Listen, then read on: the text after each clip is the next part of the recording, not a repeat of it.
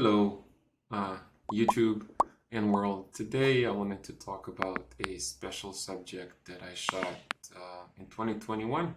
This nebula is one of my favorite nebulas, and I've shot it enough times that my wife tends to say, "You've shot this too many times.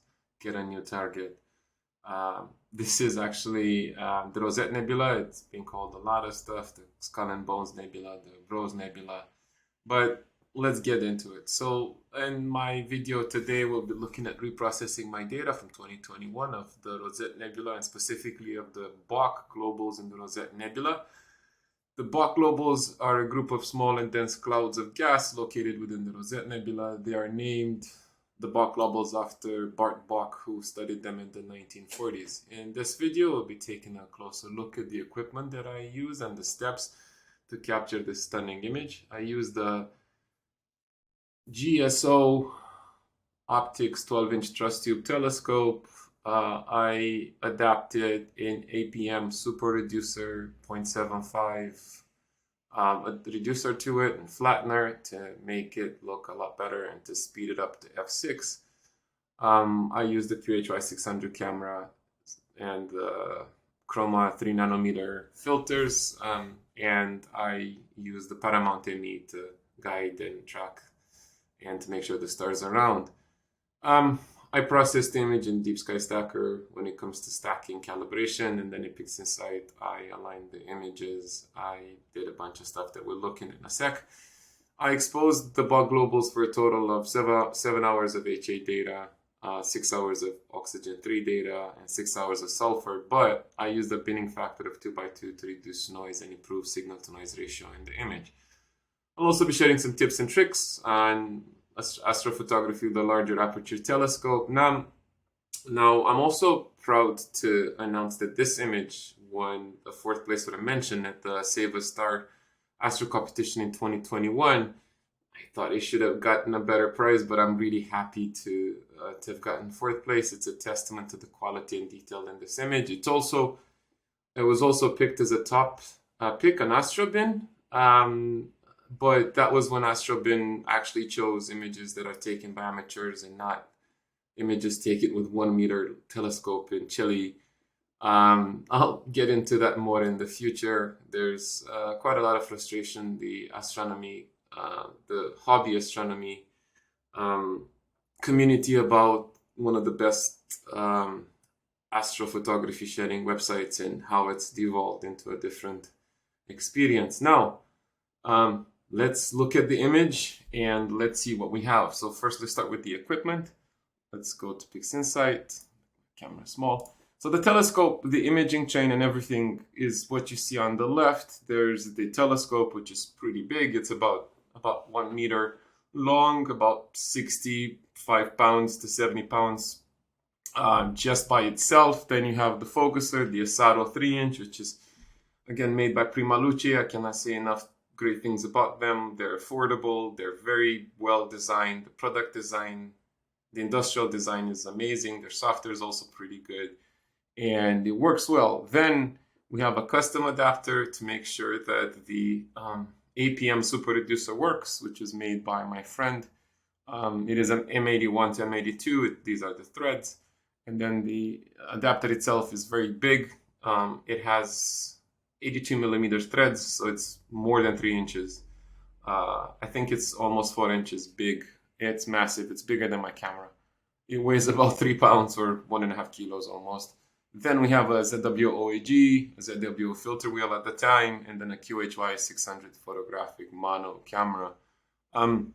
This is the actual reducer. It is very big. It is the Model 2. If you want to get a reducer and a field flattener for most telescopes, this is one of the best, if not the best, that's widely produced by APM. It is definitely my choice, and it's also designed by the co-founder of Officina Stellare, Massimo Riccardi. So some of the best stuff out there comes from them. Now here's the actual mount on the telescope on the mount on the ME II. As you can see, it's an older camera, it's a CCD, but the sheer size of it is pretty intimidating. It spans about 9 feet at the top of the dew shield, and it is pretty hard to balance from the weight. The mount itself has an extension, a counterweight extension, which means that it can hold up to about 160 pounds or about 70 kilos and work really well. Now, this is the equipment. I no longer have this telescope. I gave it to one of my friends as a trade, and then we sold it off. I believe it's with somebody in Texas or Arizona right now. I'm pretty sure they're really happy with it because the optics from GSO are very, very good. The only problem is the mechanics. The primary lock screws, the secondary, they're not the best. But it's also very affordable. This telescope is probably 4 times cheaper than the other Ritchie Chrétien that I showed on the channel. And you get what you pay for. You can't expect more. Now, let's look at the channels. The HA is looking really good. Now, I will say that this telescope natively does not have anywhere near the star size that I'm showing here. The stars are much, much bigger. The field of view is not flat. It is a Ritchie Chrétien. It's using very precise hyperbolic mirrors, which means flat mirrors, but it does not produce the same level of field flatness across a full frame than what the APM does. So the reason I chose the APM is, besides the amount of aperture, the opening of it, it makes the stars go down to 5 microns, which is a professional level telescope size. Well, prosumer, let's call it. So in the range of the IDKs and the CDKs of the world and the other RC I have. But because the mechanics are not the best, you can see tilt in the corners, you can see tilt towards the side, you can see tilt in the bottom left. Now, the problem is with shoddy or cheap mechanics, you can't tell if it's the camera tilt, or by the time you do, something else will be amiss. So I decided to leave the image as it is and do my best in processing. Now, the HA looks really good. The actual Bok Globules are these things. They're really sharp and really detailed. This telescope natively runs at 2400 millimeters f8. With the reducer that I put in, it was about 1800 millimeters f6. So fast and pretty long focal length for a backyard imager. Most people really don't go over 1500. So this was exposures of 600 seconds binned, which gave me the amount of signal that you technically would get from almost half an hour exposures at 1 by 1. All the channels look really good. Even oxygen is almost noiseless, which is something rare, especially if you heard me talk about the oxygen channel. Now, sulfur as well, it's very good. Now, sulfur is pretty abundant in the Rosette Nebula, so is oxygen, so is hydrogen.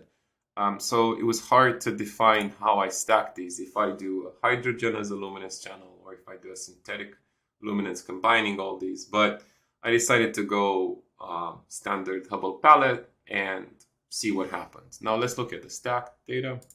The stack data looks really good. Now, one of the things that I noticed is I got this really weird magenta gradient in here. Now I know how to remove this. It's actually pretty simple. You invert the image after you stretched it and you apply SCNR, but I kind of liked it. So I chose to keep it. Now in here, usually I do deconvolution. If you watch my tutorial for Telescope Express Live, I did deconvolution using the Easy Processing Suite, but the world has changed and Russell's brought us the Blood Exterminator, which does all of that. So I just applied the Blood Exterminator to this linear image, and then I was done. After that, I stretched it. I removed the green in the stretched image. I did invert the image, but I did not remove the magenta. The stars didn't need to be fixed, so I was happy so far. After I did that, I then removed the stars. I did my usual curves adjustments and saturation adjustments, and I did some high dynamic range multi-transforms to kind of make sure that all the details are there. I was specifically looking at, these kind of floating pieces of nebulosity here. There's some more towards here. I wanted to make sure that nothing is overexposed close to them. and that everything looks really good, and it did. After that, as per usual, I take the file, I save it in a 16-bit format. I could save it in 32 or even more and take it to Photoshop, but I think 16 bits enough for me. Maybe for the print, sometimes I choose more, but 16-bit is more than enough for what I want to do. Now, after that, I went into some more tweaks. Usually what I do is I play with a few adjustments to see how much I can stretch the data. Things like I would apply another stretch test to see what it looks like, or even multiple. In this case, I thought, well, hang on a second. There is some really faint nebulosity on the left here. It's almost like fading out. And I thought, hey, this double nuclear stretch, the STF photo stretch boosted, looks a lot better. So I decided, hey, I know I can work with the noise, which is not that bad. Why don't I try to pull the really subtle nebulosity that's at the edge of the Rosette Nebula?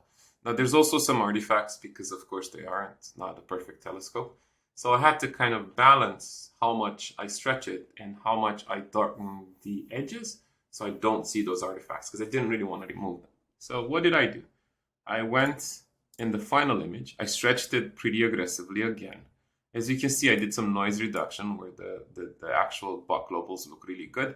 But I did manage to capture this very, very, very faint nebulosity on the edges. I think it's a combination of sulfur and hydrogen, which is pretty beautiful. Now I've captured this in wide format and I know what's there, but at the same time I knew my limits when it comes to the time I had, the exposure I had, and how long it would take to get that signal. Even with 2x2 binning, it would be probably another 6 hours at least, if not more, to get that detail.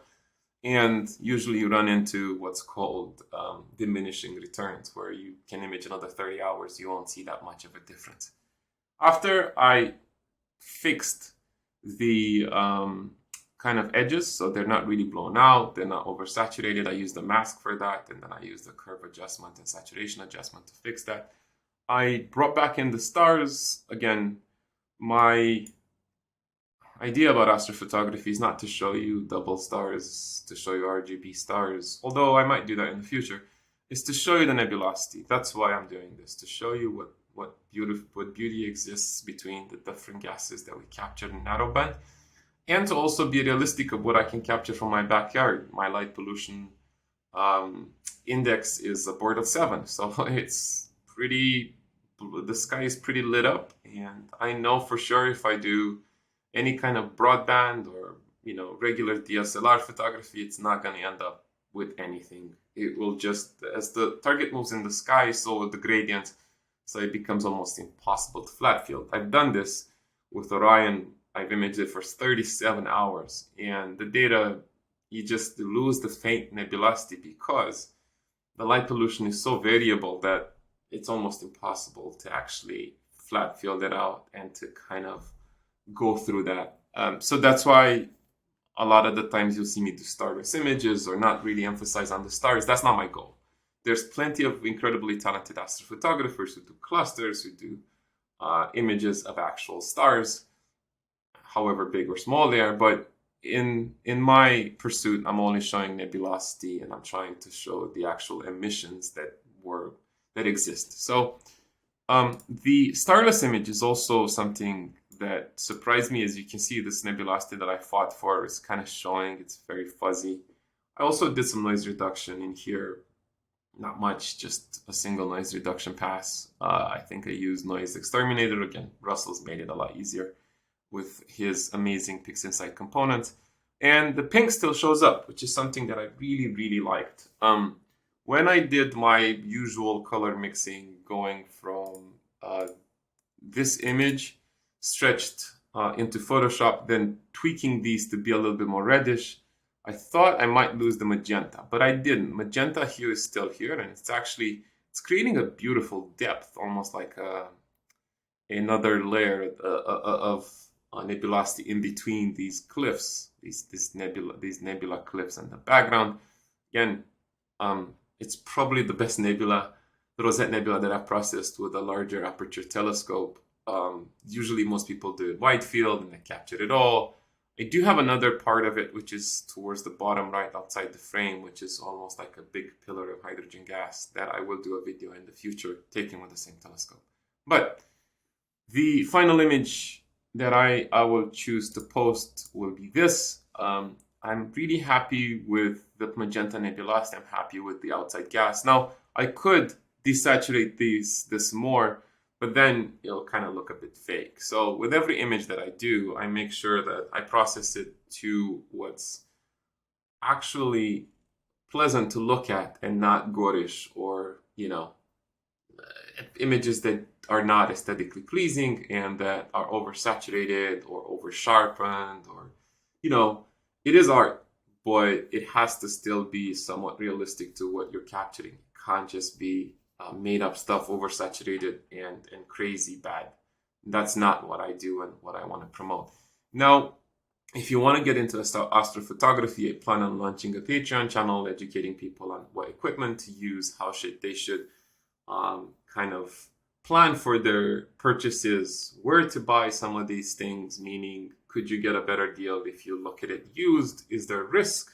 Like a refractor, most times it's very, very safe to buy used. They're kind of bulletproof, they're easy to use. The only problem is you have to look at the lens itself, if it's scratched or if it's kind of been touched, in the sense of the ones that have collimation on it. Then it's also your camera, your pixel size, what camera should you use. There's many tips and tricks I want to share with everybody. I'm not affiliated with anybody, although I represent Telescope Express. If they don't have the products that make sense, I won't really suggest them just because I represent them. I don't get a commission, and I usually help my friends find the right gear, and I don't care about commissions. I care about people getting into this hobby and getting good at it.